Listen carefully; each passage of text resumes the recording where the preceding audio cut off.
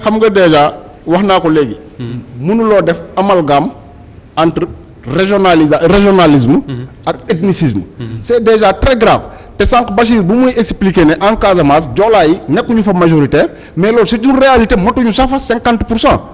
donc tey jii nii bu ñu ñëwee ñu ne Ousmane Sonko wax na ne le président Macky Sall déteste la nu mu tuddati xaw ma ban verbe la utiliser sax. la Casamance nga ne loolu ça signifie Macky Sall déteste les Casamançais mais loolu c'est archi faux et ce n'est pas du tout la même chose. d'accord Doudou Coulibaly. est-ce que discours bi nga dégg nii dérangé na la parce que là l'analyse dañuy quitter un peu l'extrait de 46 secondes pour analyser le discours de 3 minutes am na sax ñu ne ëpp na ko est-ce que li nga dégg fii dérangé na la. waaw dama bëggoon relever tuuti rek. xam nga fii Walfadjri laa toog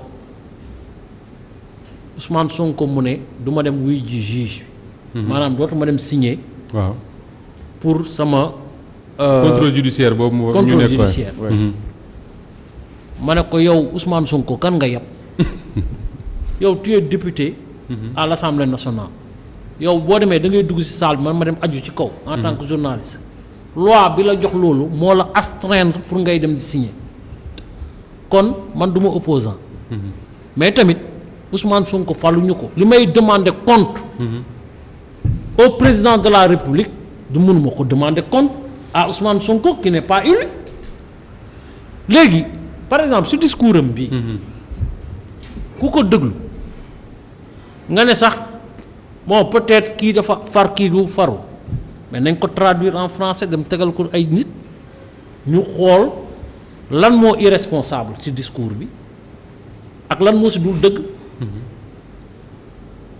Macky Sall n'a rien fait pour la Casamance ça je suis clair net te man bokkuma Casamance jegewuma Casamance mais dem naa Casamance. d'accord ma ak yow de. waaw d'accord xam nga boo ma nee rien. xam nga un état mënul yeewu suba teel si bilan mais boo xoolee par rapport ak li fa waroon dem yëpp. ok demu fa. moo tax ma ne rien.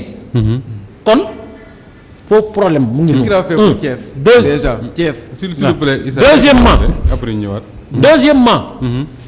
mais li gars yi di lam-lamee ci bureau yi ak ci grand place yi mooy dañoo jël Ousmane Sonko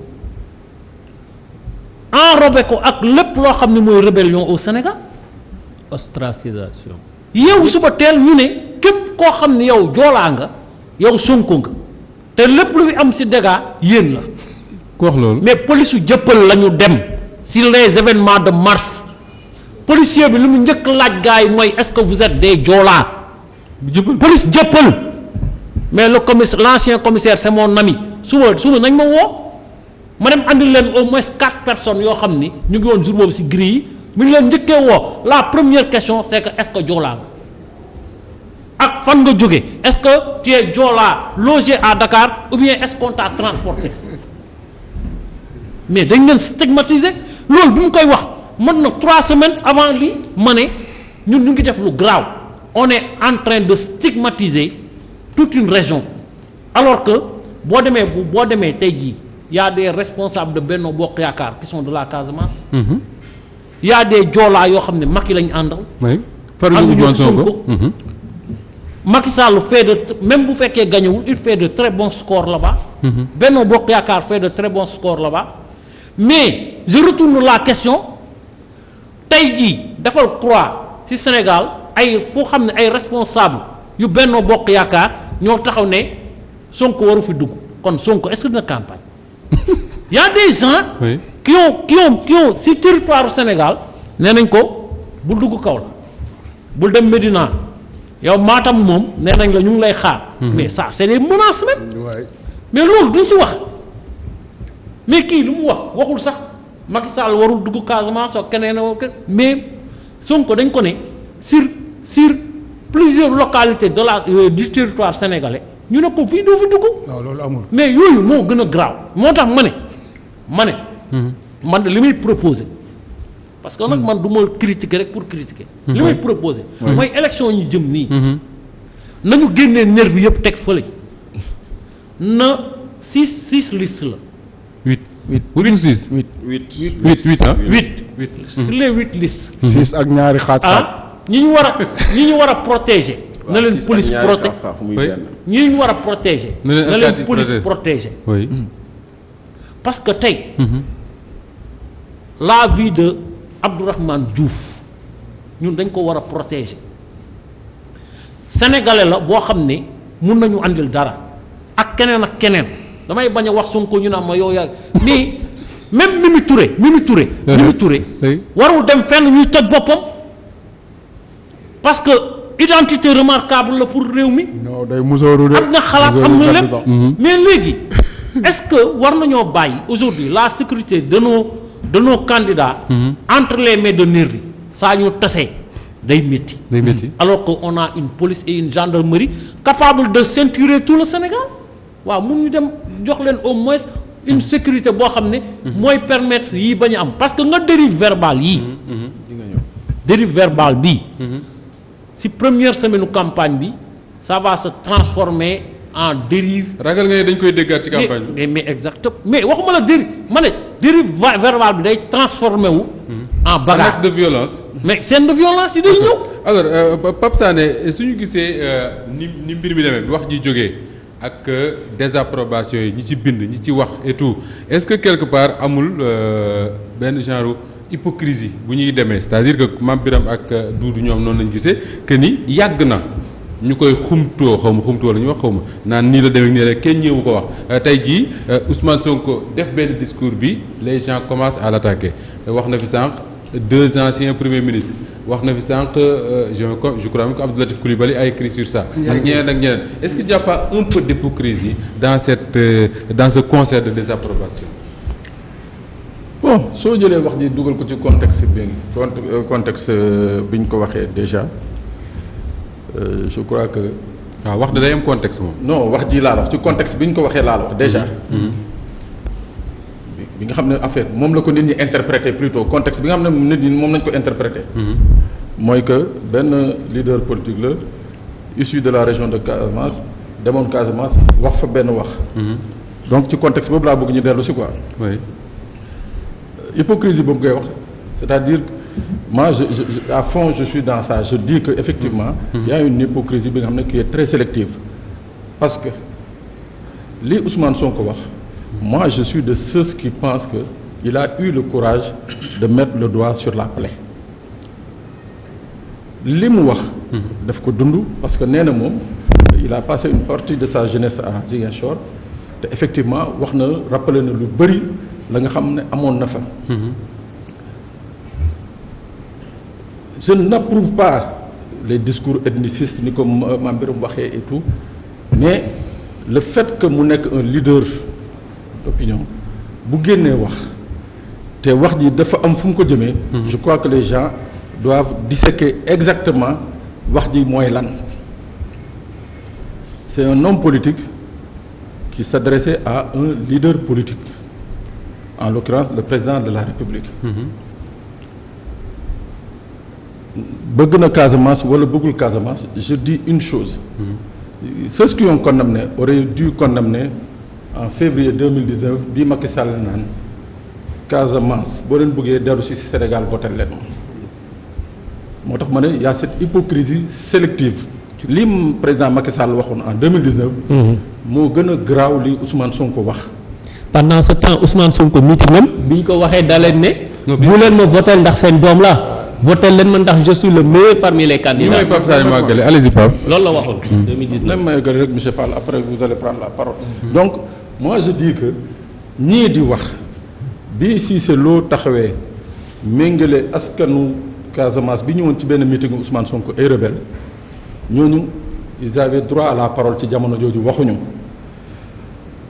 bii Madiambal Diagne yëkkatee ay kàddu ci mbirum Adji Sarr daal di ne ñii ci wax yépp ce sont soit des Casamance mais ay pulaar nañu d'origine kenn waxu ci kenn yeewu ci yàbbi. maintenant waxoon na sax bu tudd fi Aminata Assome Diatta. voilà mais je dis encore une fois Moussa Ba. pour confirmer li nga wax effectivement le président de la République personne ne peut dire qu'il n'a pas fait beaucoup de choses à Ziguinchor. ku am les chiffres de la conférence territoriale. soo xoolee da nga xam ni que l'État du Sénégal a beaucoup investi mais investissement yooyu yi ci bëri c'est des éléphants blancs. te mën naa ci citer plusieurs exemples. non plusieurs exemples damay wax rek. jëlal la mairie de Bounkiling en 2014 président bi mu ñëw def ko financé à hauteur de 280 millions. AGETIP dem fa pour la réception des travaux ba ñu egsee le maire ne leen man de terrain bi laa délibéré woon de alors que l'État du Sénégal a payé. fay mais bi ñu ñëwee AGETIP bi ñu ñëwee. terrain nañ fa fekk. demal Kafountine l'hôpital de Kafountine 240 millions budget consolidé de l'État BCI État Sénégal bu 2014 soo fa demee. da nga gis terrain bi nii mais le bâtiment n'existe pas. hôpital de la Paix de Ziguinchor tamit. Il y a encore plusieurs exemples yu mën a mën a wax c'est-à-dire que effectivement l'État a investi mais cet argent-là n'a jamais été utilisé à bon escient c'est-à-dire que ça a été de l'argent qui a été détourné waaw c'est des exemples je peux en citer une floraison yi nga xam ne État dafa génnee xaalis def ci parce que c'est des documents publics la conférence territoriale c'est des documents publics État du Sénégal moo génn def ñu ne dans tel secteur de tel secteur ak tel secteur ñu ne la defar nañ ko doo gis donc loolu yëpp am na fa. Maintenant quand on parle de cette de ce qui se lève aujourd'hui pour penser que Ousmane Sonko est dans la dérive ethniciste. Bon je crois que on lui fait un très mauvais procès. foo ko teg. man j'ai pas eu la chance que Ousmane Sonko a eu c'est-à-dire d'avoir une mère métissée séeréer alpulaar et consort. man sama papa joolaa la sama yaay joolaa la ma juddoo fii Ndakaaru maa ngi Ndakaaru mais je dis que moom. chance bi mu am de se réclamer un peu partout du Sénégal. Khombol, Fouta et consort. Moi, j'ai pas cette chance-là. Moi, je réclame. Moi, j'ai cette chance. Hein. Moi, j'ai cette chance. Comme Macky Sall. Non, il a cette chance. Je dis, moi, j'ai cette chance. Comme Macky Sall. Quand on connaît le brassage. Mais bien sûr, mais c'est vrai. Macky Sall Fouta la juddoo. Enfin, Fouta la ay maamam dëkk. mu dëkk mu juddoo Fatick dëkk fa ñu may ko fa soxna séeréer mu am ci njaboot donc kooku booy wut brassard jàppal kooku. ba nekk fa seen maire ba nekk fa seen maire voilà. man mi ma nekk nii baa ngi nii juddoo fii màggee fii. waaw di ma may mes parents sont venus là-bas j'ai une épouse alpulaar. non c'est pour dire que moom. c'est ça le Sénégal moo tax Mame Birame a raison de dire que les discours des hommes politiques là mënuñu dara ci loolu. non discours yi. je dis très sincèrement Moussa Ba depuis des années il y a beaucoup de gens qui ont essayé. Certes, ça fait mal. ci déggin ni mais les Sénégalais je dis ils sont au-dessus des hommes politiques. Ils sont au-dessus des hommes politiques gis nga li ñuy wax ni ñun ñoo koy wax ni les gens commentaires ko ba pare. mais ce ne sont pas des choses yi nga xam ne nit ñi daañ ko jël def ko arme naan dañ koy xeexee suba. D'accord. Ça n'a jamais existé. D'accord. Mais encore une fois je dis c'est-à-dire il faut que aussi les gens soient moins sélectifs mooy lan. Moustapha mooy que juste une précision mais xam nga lu may wax des fois quand je dis on a vu on a entendu et on a laissé faire je donne un exemple dalal ngeen fi Ousmane Sonko. seen interview boobu. oui mu ne Macky Sall dafa tànn juge bu bokk ci xeetam. xam nga c'est rentré dans le lot global de ce qu'il a dit. mais aller jusqu'à tudd ay xeet peut-être que mënoon na ñàkk loolu moo tax ma naan la on a vu petit à petit des choses que des gens n'ont pas sur lesquelles on ne s'est pas arrêté pour ne kaay leen ñu xeex lii di. moo tax ma ne de part et d'autre. les gens de façon générale seeni discours dañ ko nekk di ko yóbbu petit à petit ba ñu toll fii maintenant nag il va falloir que ñu dellu nii. on redescend man juste ce que je partage pas dans ce discours.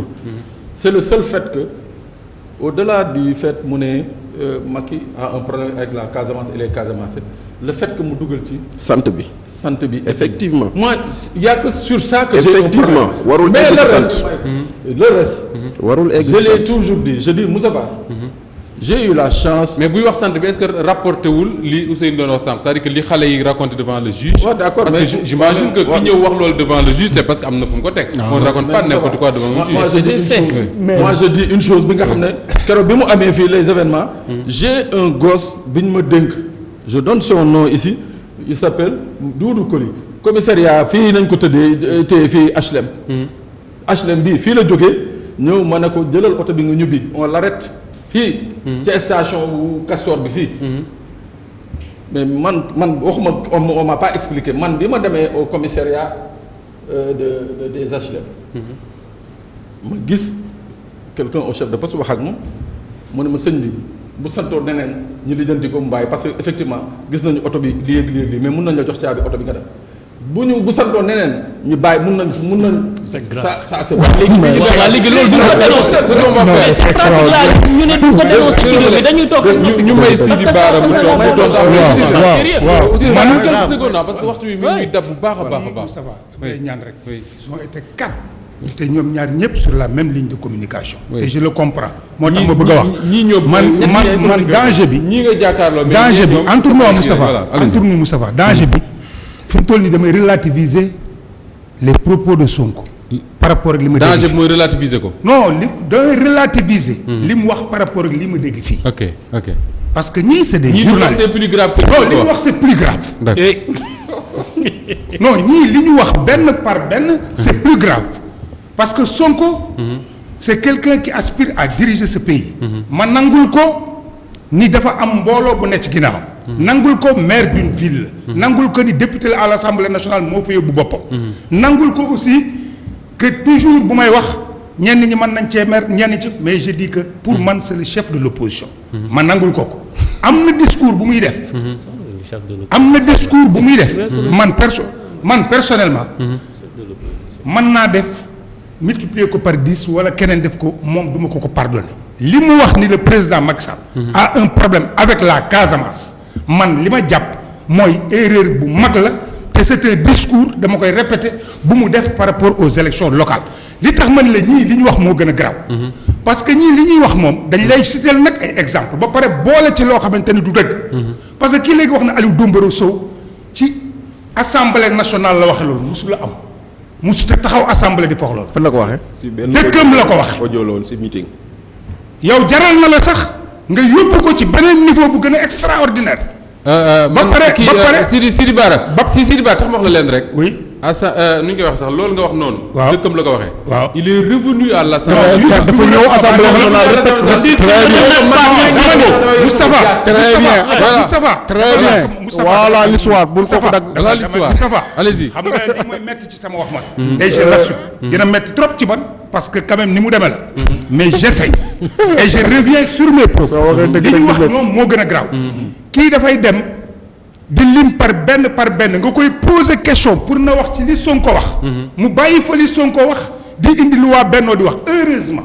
que j'ai eu l'honnêteté ba may démarrer ni la dans le Benno Bokk Yaakaar dama ko ciy dégg di ko fustiger gis nga nag boo déggee benn mbir yow bu ma koy commenter mën nga ko bañ a fekk bu ko keneen di commenter mën nga ko bañ a fekk maanaam kee ba mu ko defee nit ñi waxewuñ ci nii c'est pas ça loolu suñu opinion la ñuy joxe mais ñun dañuy analyser un fait bu ñuy demander moom donc benn fait boobu la ñu jox yow nanguloo ci wax ba léegi li nga génne mooy li waa Bennoo wax le journaliste de la radio municipale de Dakar moom it li muy wax mooy ay fait ku sant Diédhiou mu mel ni sax la police ak l'armée amul ku sant Diédhiou ba ñuy stigmate mais loolu Pape Sané mujj ni moom personnellement sax mais loolu bu dee moo am suñu réew ngeen ni ma yéen li ngeen di wax nii ngeen ni ma mais mënut a déstabiliser am réew mais lii day déstabiliser am réew man gëwuma ko. moo tax suñu leader di ko dénoncer nag. gëwuma ko parce que même Sonko li mu wax ni dama ci dul d'accord ak moom mais li leer ba leer mooy au niveau de la Casamance sax am na ku ko wax léegi y a des partisans de Sonko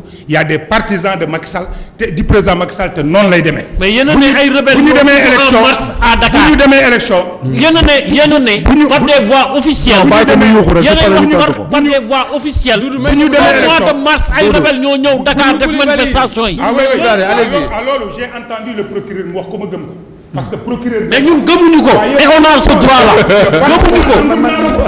mais mën naa continuer. waaw waxal rek.